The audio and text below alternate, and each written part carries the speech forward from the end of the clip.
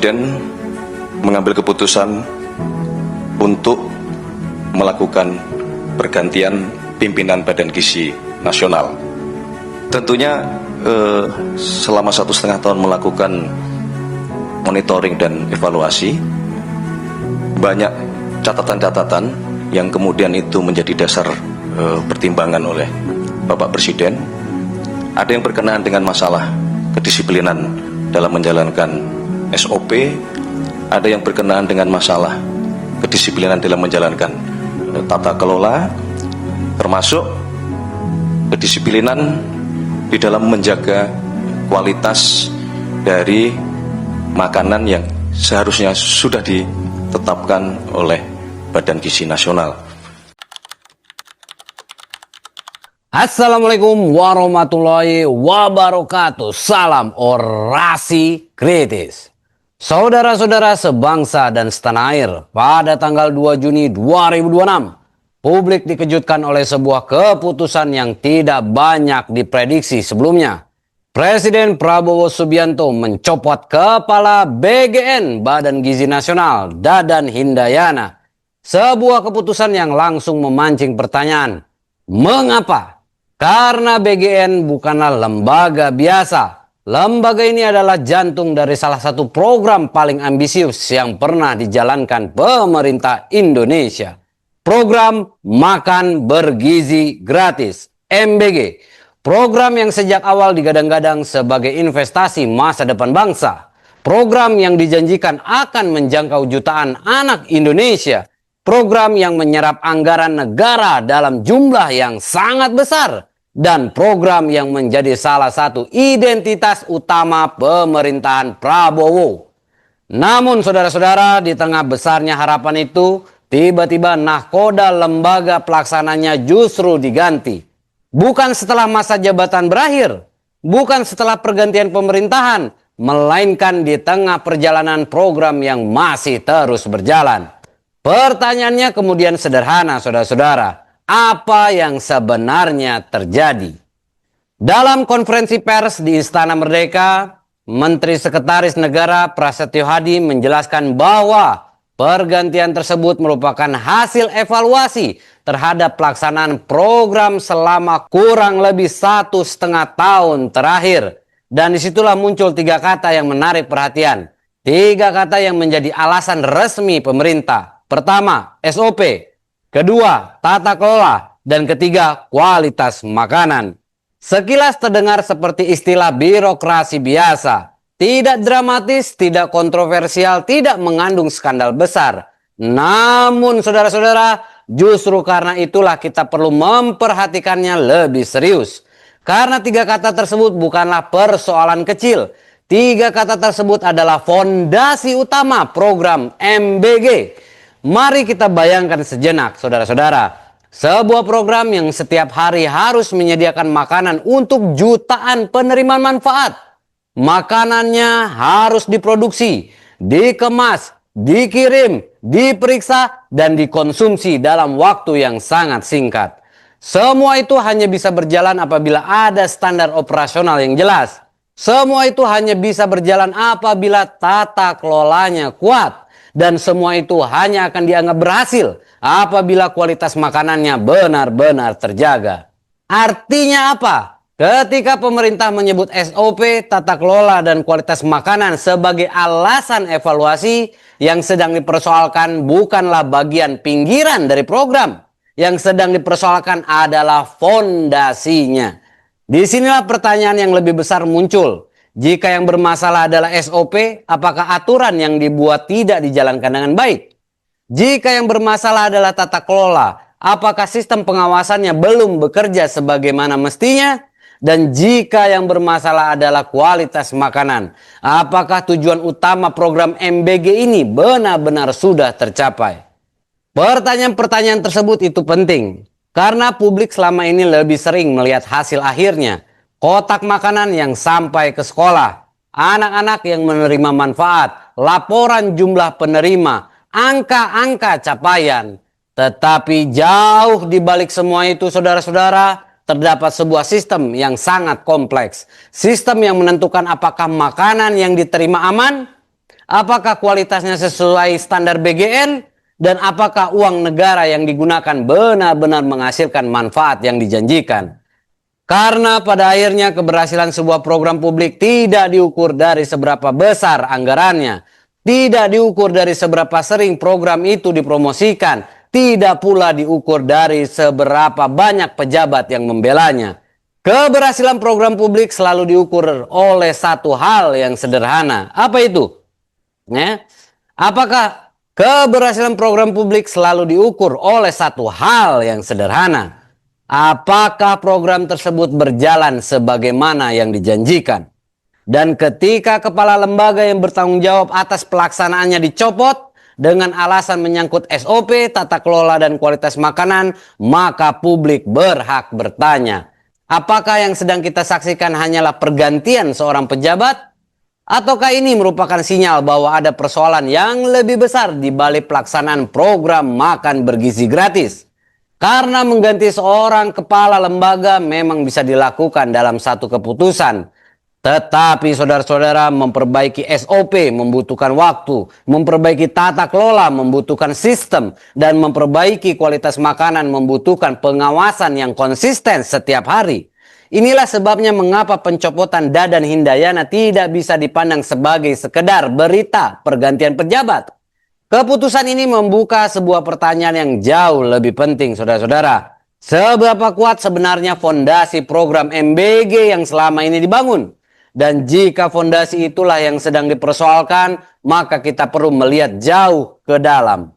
Karena mungkin saja persoalan yang sedang dihadapi bukan hanya tentang siapa yang memimpin, tetapi tentang bagaimana program itu dijalankan. Pemerintah menyebut SOP sebagai salah satu alasan utama evaluasi. Tetapi jika SOP memang sudah dibuat sejak awal, mengapa persoalan ini masih muncul? Apakah masalahnya terletak pada aturannya? Atau justru pada kepatuhan terhadap aturan itu sendiri? MBG.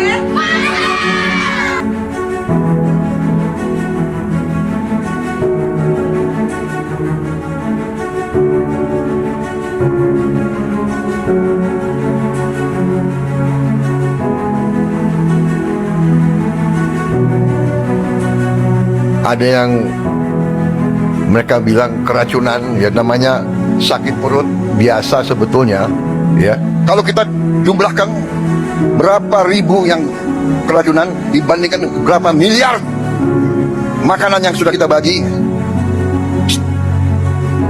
statistiknya adalah 0,008 Artinya apa?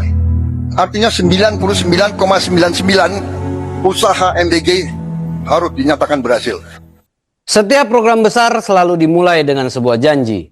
Namun program besar tidak pernah bertahan hanya dengan janji. Ia bertahan dengan sistem. Dan sistem hanya bisa bekerja jika ada aturan yang dipatuhi. Itulah fungsi SOP, Standar Operasional Prosedur. Dokumen yang sering kali dianggap membosankan, penuh aturan teknis, penuh daftar pemeriksaan, penuh prosedur yang terlihat sepele, namun justru disitulah letak perbedaannya. Karena dalam program yang melibatkan jutaan porsi makanan, kesalahan kecil bisa berubah menjadi masalah besar. Dan itulah mengapa pernyataan pemerintah mengenai SOP patut mendapat perhatian serius. Mari kita lihat persoalannya. Program MBG bukan sekedar membagikan makanan, saudara-saudara. Program ini adalah rantai proses yang panjang. Bahan baku harus dipilih, disimpan, diolah, dikemas, dikirim, dan dikonsumsi. Setiap tahapan memiliki aturan, setiap tahapan memiliki standar, dan setiap tahapan memiliki risiko.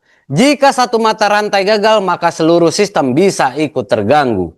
Karena makanan bukanlah barang biasa. Makanan memiliki batas waktu. Makanan memiliki standar keamanan, dan makanan yang tidak ditangani dengan benar dapat langsung berdampak pada kesehatan penerima manfaat.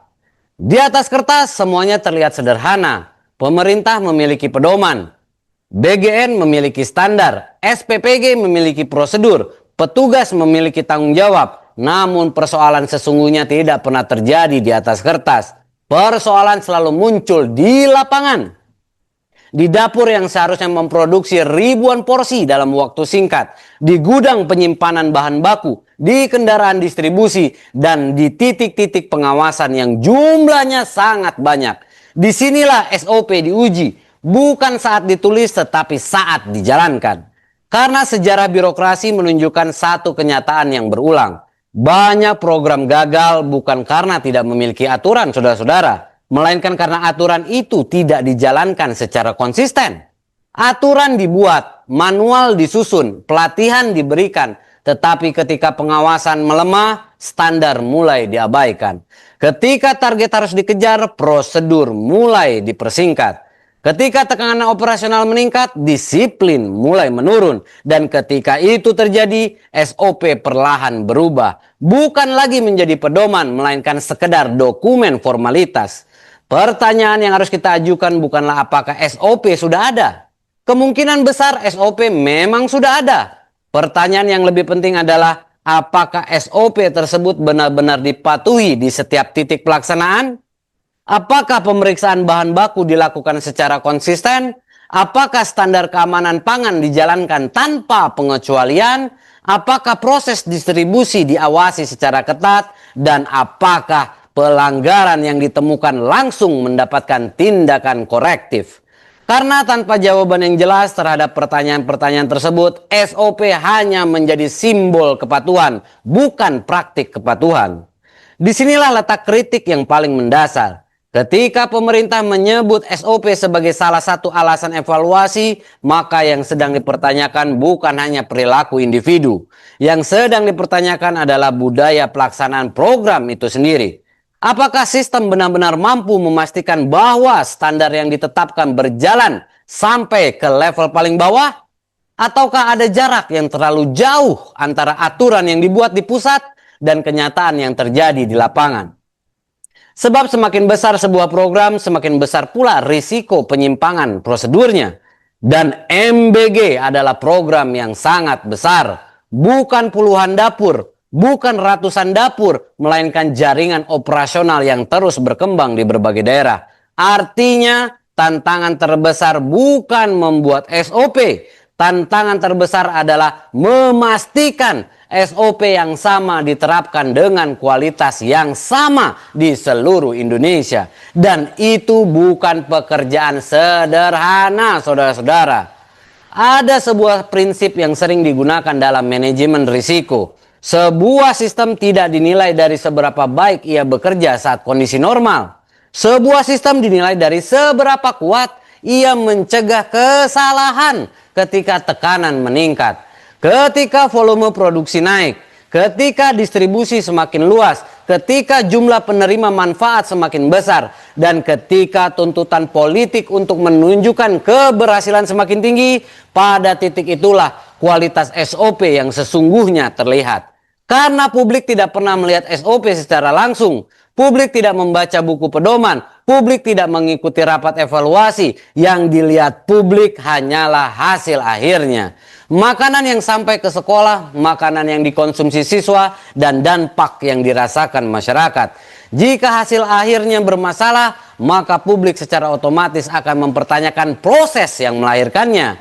Maka saudara-saudara, ketika SOP disebut sebagai salah satu alasan pencopotan pimpinan BGN, pertanyaannya tidak lagi sekedar mengapa seorang pejabat diganti. Pertanyaannya menjadi jauh lebih besar. Jika SOP menjadi persoalan, apakah mekanisme pengawasannya sudah cukup kuat? Apakah pelaksanaannya sudah cukup disiplin?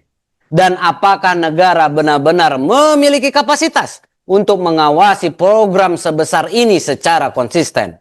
Karena tanpa pengawasan yang kuat, SOP hanyalah tulisan. Dan tulisan sebaik apapun isinya, tidak akan pernah mampu menjamin kualitas pelayanan publik. Namun SOP hanyalah satu bagian dari persoalan, saudara-saudara. Sebab sebuah program nasional tidak hanya membutuhkan aturan, ia membutuhkan sistem yang mampu memastikan aturan itu berjalan. Dan disinilah kita memasuki persoalan yang lebih besar, yaitu tata kelola. Sebuah aspek yang jarang terlihat publik, tetapi sering menjadi penentu keberhasilan atau kegagalan sebuah program negara.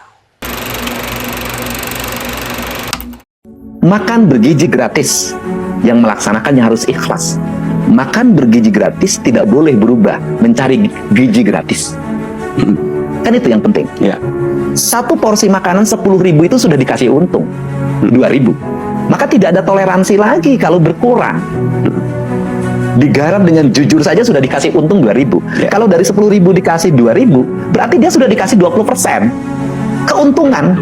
Nah, faktanya hari ini banyak kenapa terjadi keracunan. Masakan jam 8 malam dikirim dimakan jam 12 siang besok. Bahan bakunya diambil bahan baku yang murah. Tempat makannya tidak dicuci dengan baik, tapi dicuci menggunakan barang-barang zat yang bisa menimbulkan efek bahaya. Seluruh problem ini terjadi oleh apa? Menurut saya, niat pelaksana yang melaksanakan. Maka SPPG-nya harus ditutup karena dia tidak berniat dengan baik untuk mensukseskan program presiden. Jika SOP adalah aturan permainan, saudara-saudara, maka tata kelola adalah sistem yang memastikan permainan itu berjalan. SOP menjawab pertanyaan apa yang harus dilakukan. Tata kelola menjawab pertanyaan yang jauh lebih sulit. Siapa yang mengawasi? Siapa yang bertanggung jawab? Siapa yang mengevaluasi? Dan yang paling penting, siapa yang memastikan masalah tidak terulang kembali? Ketika pemerintah menyebut tata kelola sebagai salah satu alasan evaluasi Badan Gizi Nasional, sesungguhnya pemerintah sedang menyentuh jantung persoalan. Karena tata kelola bukan sekedar urusan administrasi.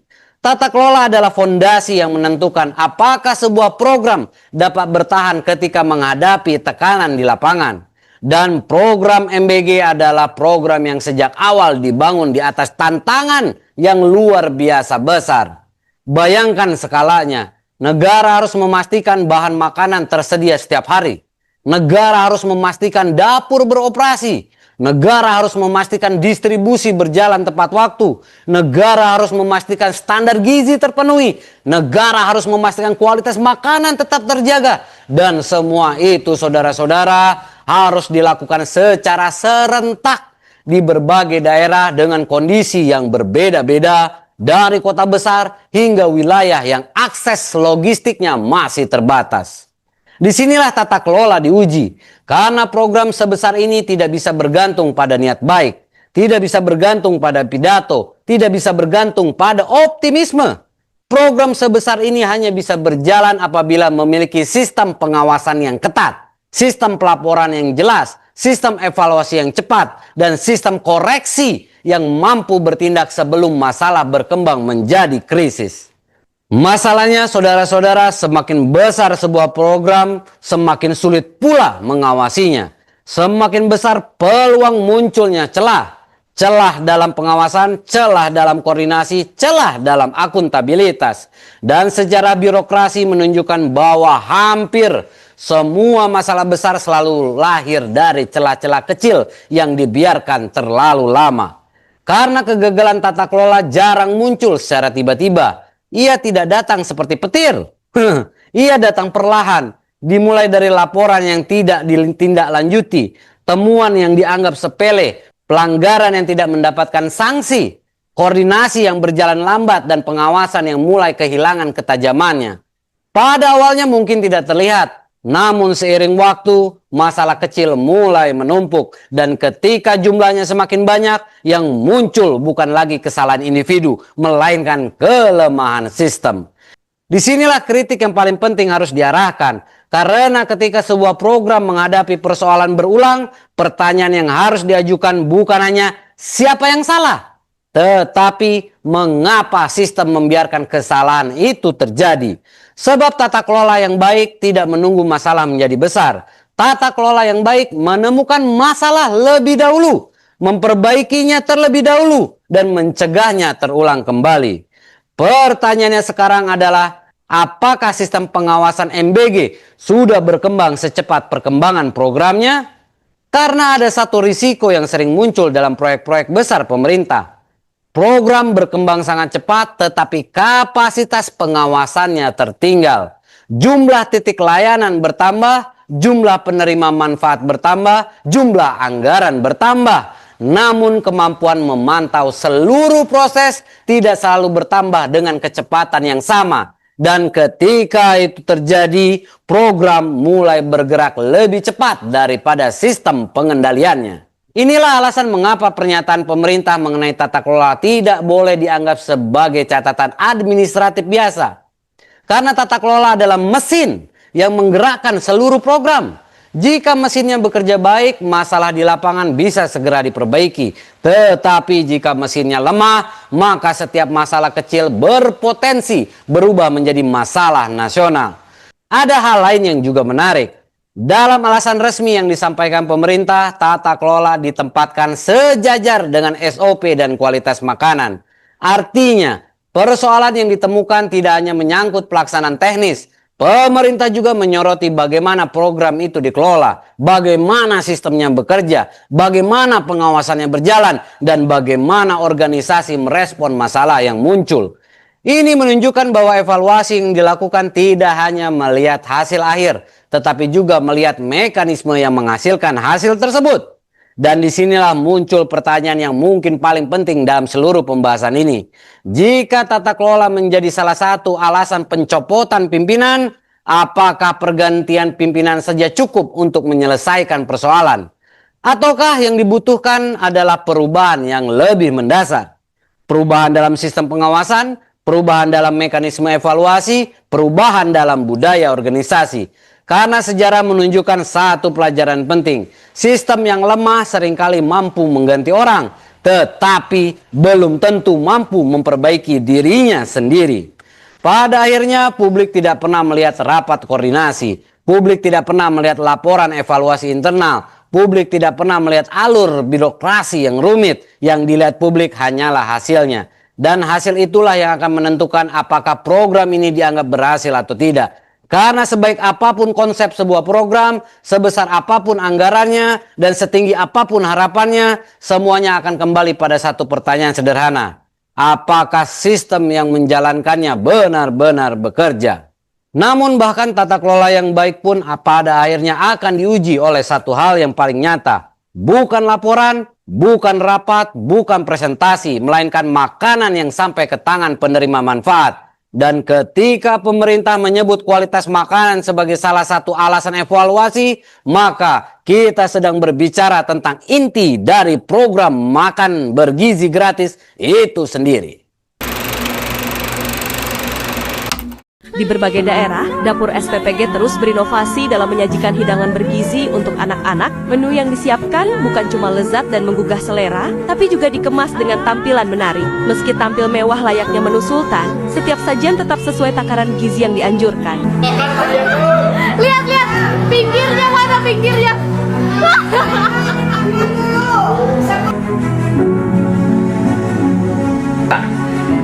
Gimana ini MBG Sumber Jaya? Ini daging karet. Daging karet ini.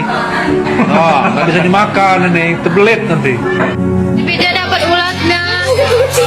Lihat. Yang kita takutkan itu adalah membentuk jiwa tidak bersyukur. Kalau ada belatung terus diposting gitu ya, apa keuntungannya bagi anak? Saudara-saudara, pada akhirnya semua perdebatan tentang SOP dan tata kelola akan bermuara pada satu titik. Satu hal yang paling nyata, satu hal yang langsung dirasakan oleh penerima manfaat, yaitu makanan itu sendiri. Karena program makan bergizi gratis tidak dibangun untuk menghasilkan laporan, tidak dibangun untuk menghasilkan konferensi pers, tidak dibangun untuk menghasilkan angka-angka di atas kertas. Program ini dibangun untuk menghasilkan sesuatu yang jauh lebih sederhana. Makanan yang aman, makanan yang layak, dan makanan yang benar-benar memberikan manfaat gizi bagi penerimanya. Itulah sebabnya mengapa kualitas makanan menjadi aspek yang tidak bisa ditawar. Karena kualitas makanan bukan salah satu komponen program. Kualitas makanan adalah inti program. Jika kualitas makanan gagal dijaga, maka tujuan utama program ikut dipertanyakan. Bayangkan sejenak saudara-saudara, negara mengalokasikan anggaran yang sangat besar. Ribuan dapur dibangun, rantai distribusi dibentuk, sistem pengawasan disusun, berbagai prosedur dibuat. Tetapi pada akhirnya seluruh investasi itu akan dinilai dari satu momen sederhana. Ketika seorang anak membuka kotak makanannya. Di momen itulah seluruh sistem diuji, bukan di ruang rapat, bukan di kantor kementerian, bukan di podium konferensi pers, melainkan di meja makan sekolah. Karena disitulah hasil akhir dari seluruh proses akan terlihat. Apakah makanan tersebut layak dikonsumsi? Apakah kualitasnya sesuai standar? Apakah kandungan gizinya memenuhi tujuan program? Dan yang paling penting, apakah makanan tersebut benar-benar aman? Karena keamanan pangan bukan persoalan teknis biasa. Keamanan pangan adalah persoalan kepercayaan publik. Sekali masyarakat mulai meragukan kualitas makanan yang diberikan negara, maka yang dipertaruhkan bukan hanya satu dapur, saudara-saudara. Yang dipertaruhkan adalah kredibilitas seluruh program. Disinilah letak persoalan yang menarik. Ketika pemerintah menyebut kualitas makanan sebagai salah satu alasan evaluasi, pemerintah secara tidak langsung mengakui bahwa aspek paling mendasar dari program ini memerlukan perhatian serius. Dan itu bukan hal kecil. Karena kualitas makanan adalah hasil akhir dari semua yang telah dibahas sebelumnya. SOP yang baik seharusnya menghasilkan makanan yang baik. Tata kelola yang baik seharusnya menghasilkan makanan yang baik. Jika kualitas makanan masih menjadi masalah, maka publik tentu akan bertanya, apakah ada sesuatu yang tidak berjalan sebagaimana mestinya dalam proses sebelumnya? Karena makanan yang sampai ke tangan siswa bukanlah peristiwa yang berdiri sendiri. Makanan itu adalah produk dari keputusan yang dibuat berbulan-bulan sebelumnya. Dari sistem pengadaan, dari proses pengawasan, dari standar operasional, dari mekanisme evaluasi, dari disiplin pelaksanaan di lapangan, semua bertemu dalam satu titik, yaitu kualitas makanan. Dan itulah mengapa kualitas makanan merupakan indikator yang paling sulit diperdebatkan. SOP bisa dijelaskan, tata kelola bisa dipresentasikan, tetapi kualitas makanan akan dinilai langsung oleh penerima manfaat. Masyarakat tidak membutuhkan laporan tebal untuk mengetahui apakah makanan yang mereka terima layak atau tidak. Mereka melihatnya, mereka merasakannya, dan mereka menilai sendiri. Dalam banyak program publik ada satu kesalahan yang sering terjadi. Pemerintah terlalu fokus pada jumlah. Berapa banyak yang disalurkan, berapa banyak yang dijangkau, berapa besar anggaran yang terserap. Padahal masyarakat seringkali lebih fokus pada kualitas. Karena bagi penerimaan manfaat, satu makanan yang tidak memenuhi standar jauh lebih berarti daripada 1000 halaman laporan keberhasilan. Inilah tantangan terbesar MBG, saudara-saudara. Program ini bukan hanya harus besar, program ini juga harus konsisten. Karena kualitas tidak boleh bergantung pada lokasi, tidak boleh bergantung pada daerah tertentu, tidak boleh bergantung pada siapa yang sedang bertugas hari itu. Standar yang dijanjikan harus berlaku untuk semua penerima manfaat dimanapun mereka berada. Dan semakin besar cakupan program, semakin sulit menjaga konsistensi tersebut. Karena setiap dapur memiliki tantangannya sendiri, setiap daerah memiliki keterbatasannya sendiri, setiap rantai distribusi memiliki risikonya sendiri. Namun justru karena itulah kualitas makanan menjadi ukuran paling objektif. Karena masyarakat tidak menilai niat, masyarakat menilai hasil. Di titik ini saudara-saudara kita mulai melihat hubungan yang jelas ya. Mengapa pemerintah menyebut SOP, mengapa pemerintah menyebut tata kelola, dan mengapa pemerintah menyebut kualitas makanan. Ketiganya bukan masalah yang berdiri sendiri, ketiganya saling terhubung. SOP yang lemah dapat memengaruhi kualitas makanan. Tata kelola yang lemah dapat memengaruhi kualitas makanan. Dan ketika kualitas makanan dipertanyakan, maka seluruh rantai sistem ikut dipertanyakan.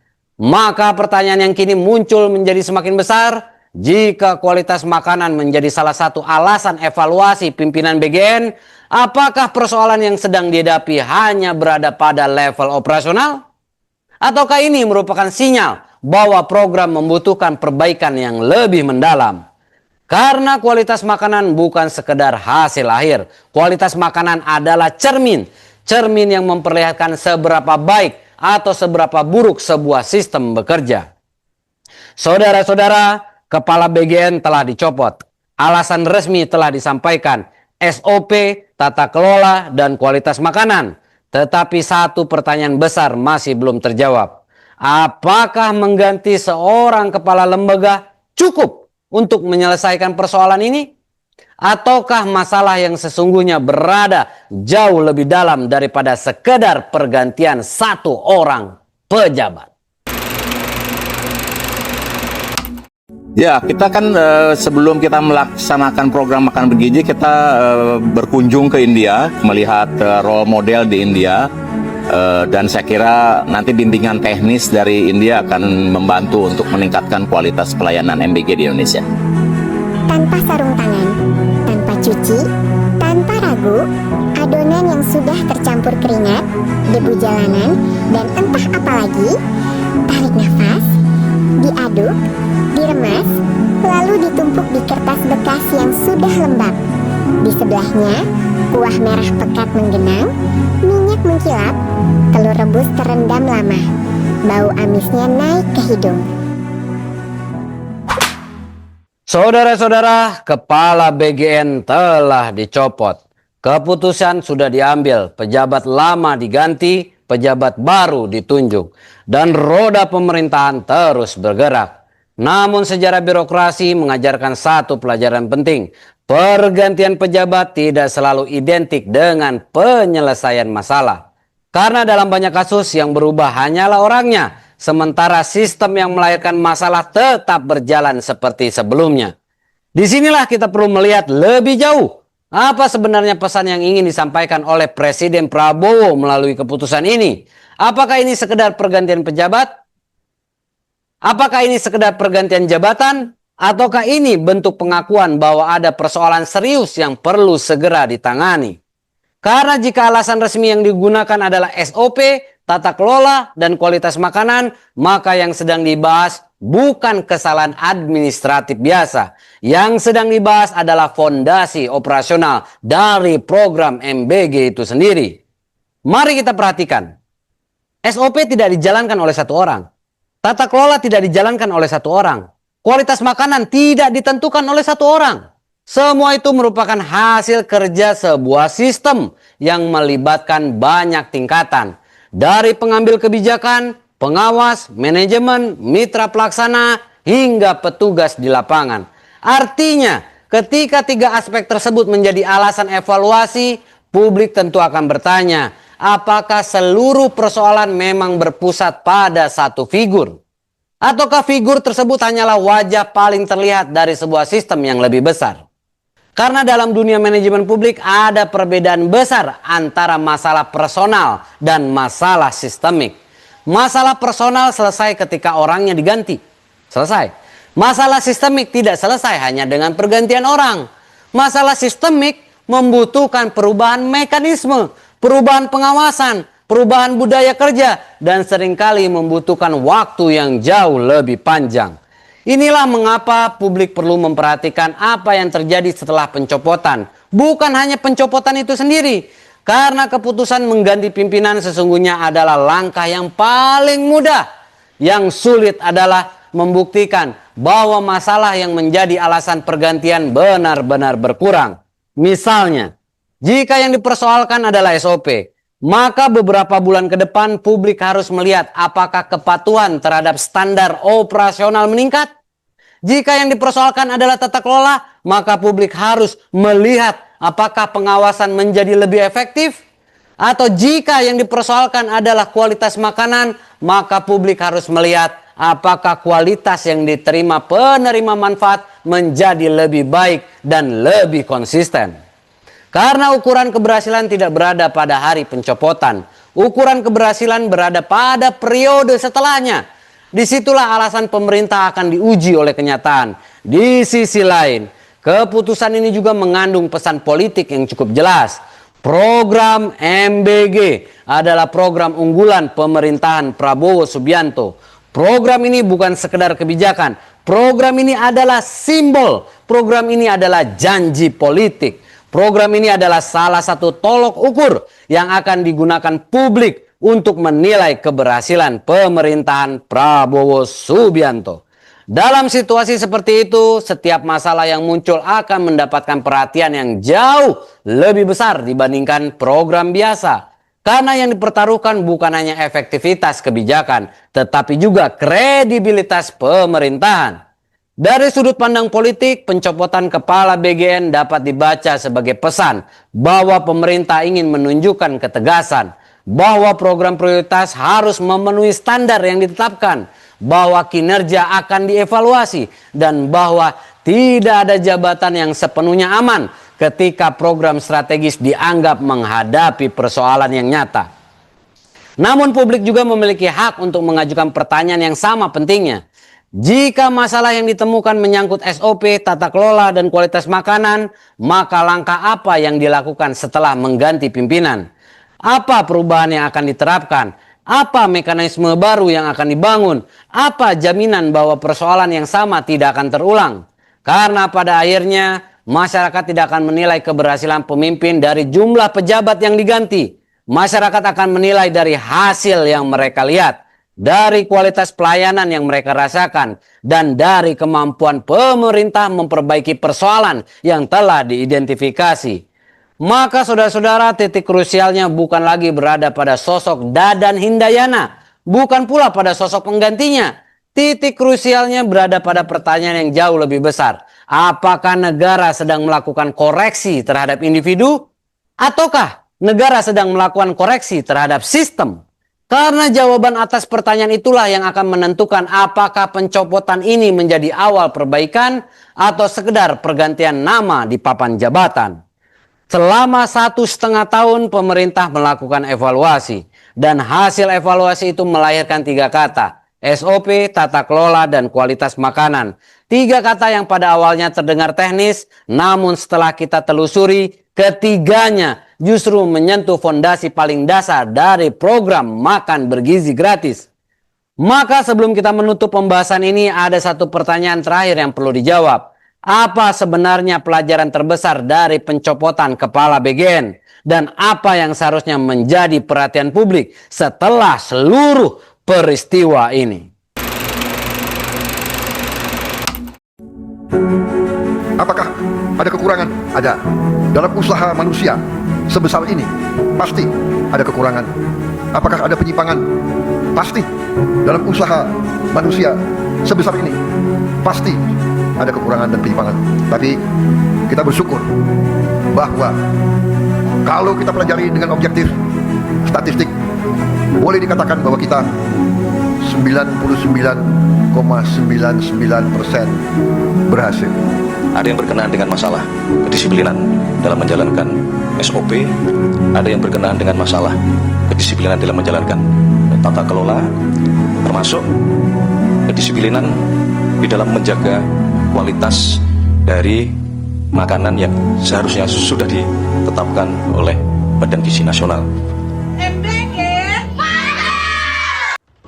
Saudara-saudara sebangsa dan setanah air, Presiden Prabowo Subianto pernah menyampaikan bahwa program makan bergizi gratis berjalan dengan tingkat keberhasilan yang sangat tinggi. Menurut beliau, keberhasilannya mencapai 99,99%. Namun dalam pernyataan yang sama, Presiden juga mengakui satu kenyataan yang tidak bisa dihindari, bahwa dalam program sebesar ini kekurangan dan penyimpangan pasti ada. Karena mengurus jutaan penerimaan manfaat di seluruh wilayah Indonesia bukanlah pekerjaan kecil, saudara-saudara. Dan dalam satu sisi, pernyataan itu memang masuk akal. Indonesia bukan negara kecil. Indonesia bukan program percobaan yang hanya dijalankan di beberapa kota. Indonesia adalah negara kepulauan dengan kondisi geografis yang kompleks, dengan jutaan penerima manfaat, dengan ribuan titik layanan, dengan rantai distribusi yang membentang dari kota besar hingga daerah terpencil. Tidak ada sistem yang sempurna, saudara-saudara. Tidak ada program publik yang berjalan tanpa hambatan, dan tidak ada birokrasi yang sepenuhnya bebas dari kesalahan. Tetapi justru karena itulah pertanyaan yang harus diajukan bukanlah apakah program ini sempurna. Karena jawabannya sudah jelas ya, tidak ada program yang sempurna. Pertanyaannya yang lebih penting adalah bagaimana negara merespon ketika kekurangan itu ditemukan. Dan disinilah pencopotan kepala BGN menjadi relevan. Karena pemerintah tidak hanya mengakui adanya kekurangan, pemerintah juga melakukan tindakan, melakukan evaluasi, dan mengambil keputusan pergantian pimpinan BGN. Namun publik juga berhak melihat persoalan ini dari sudut pandang yang lebih luas. Karena ketika alasan pencopotan menyentuh SOP, tata kelola, dan kualitas makanan, maka yang sedang dibicarakan bukan lagi sekedar angka keberhasilan. Yang sedang dibicarakan adalah kualitas fondasi program MBG. Sebab dalam kebijakan publik, keberhasilan tidak hanya diukur dari statistik. Keberhasilan juga diukur dari kemampuan sistem menghadapi masalah, kemampuan mendeteksi kesalahan, kemampuan memperbaiki kelemahan, dan kemampuan mencegah persoalan yang sama berulang kembali, ya. Disinilah letak tantangan terbesar program makan bergizi gratis. Bukan hanya memperluas jangkauan, bukan hanya menambah jumlah penerima, bukan hanya menambah jumlah dapur, melainkan menjaga kualitas ketika skala program semakin besar. Karena semakin besar sebuah program, semakin besar pula risiko yang harus diawasi. Semakin banyak titik yang harus dikontrol, semakin banyak potensi penyimpangan yang harus dicegah. Dan semakin besar tanggung jawab negara untuk memastikan standar tetap terjaga. Kita telah membahas SOP, saudara-saudara. Kita telah membahas tata kelola, dan kita telah membahas kualitas makanan. Dan ketiganya mengarah pada satu kesimpulan yang sama, bahwa tantangan terbesar MBG bukanlah membangun program. Tantangan terbesarnya adalah mempertahankan kualitas program secara konsisten, hari demi hari, bulan demi bulan, tahun demi tahun. Karena publik tidak hidup di dalam laporan evaluasi, publik hidup dalam kenyataan. Masyarakat akan menilai dari makanan yang diterima, dari pelayanan yang dirasakan, dari kualitas yang mereka lihat secara langsung, dan pada akhirnya itulah ukuran yang paling jujur. Maka saudara-saudara, pencopotan kepala BGN seharusnya tidak dipandang hanya sebagai pergantian seorang pejabat. Peristiwa ini justru membuka jendela yang memperlihatkan tantangan besar di balik program MBG. Tantangan yang selama ini mungkin tidak terlihat, tetapi kini diakui sendiri melalui evaluasi pemerintah.